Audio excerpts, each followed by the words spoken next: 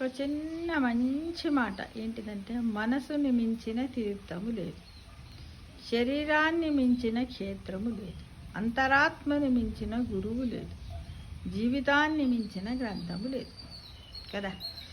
మనస్సును మించిన తీర్థం, మన మనస్సు మంచిగా ఉంటే అన్ని తీర్థయాత్రలు చేసినట్టే. మనం తీర్థయాత్రలకు పోయినాక కూడా మన మనస్సు మంచిగా లేక ఏవేవో ఆలోచన చేసినట్టయితే ఆ తీర్థము తీర్థానికి పోయి, అంటే అక్కడ మనము యాత్రలకు పోతాం కదా, దాన్నే తీర్థయాత్ర అంటారు. కాబట్టి తీర్థం అంటేనే మన మనసు ఎప్పుడు కూడా నిశ్చలంగా సంతోషంగా ఉండాలి. అదే మనకు ఒక గొప్ప తీర్థం. కానీ ఎక్కడో పోయి ఏదో ఆలోచన చేస్తే దానివల్ల మనకు శాంతి అనేది లేదు.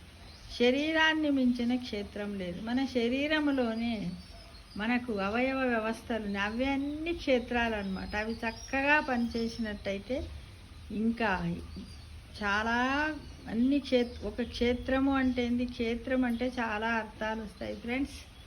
క్షేత్రము అంటే అక్కడ మనము దేవాలయాలకు వెళ్ళి దర్శనం చేసుకుంటే దాన్ని కూడా క్షేత్రము అంటారు.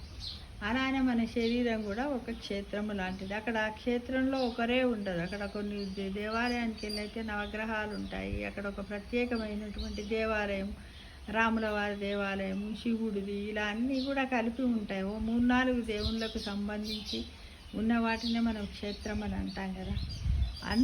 అలాంటి క్షేత్రం అలాంటి దేవాలయం లాంటి క్షేత్రమే మన శరీరాన్ని మించిన క్షేత్రం లేదు, అంతరాత్మని మించిన గురువు లేదు. చూడండి, మనం ఏదైనా తప్పొప్పులు చేసి ఎవరినన్నా మనం తప్పు చేసి ఏదో వాళ్ళ ముందర నెగ్గినట్టుగా మాట్లాడి గట్టిగా నేను అనలేదు అని అంటాం. కానీ మనము తప్పు చేసి ఎదుటి వాళ్ళకి అన్యాయం చేసినప్పుడు మన అంతరాత్మ ప్రతిరోజు అడుగుతూనే ఉంటుంది, ఏంటది నువ్వు చేసింది తప్పే కదా, మరి ఎందుకలా అడుగుతున్నావు అంటే మనకి ఎవరో మంచి చెడులని చెప్పవలసినటువంటి గురువు అవసరం లేదు. జీవితాన్ని మించిన గ్రంథం లేదు. మన జీవితం, మనం పుట్టినప్పటి నుంచి మరణించే వరకు మనం రోజు ఒక పాఠాన్ని నేర్చుకుంటూనే ఉంటాం. ఆ పాఠాలన్నింటి ఒక పుస్తకం రూపంలో పెట్టినట్టయితే ఒక గ్రంథం అవుతుంది.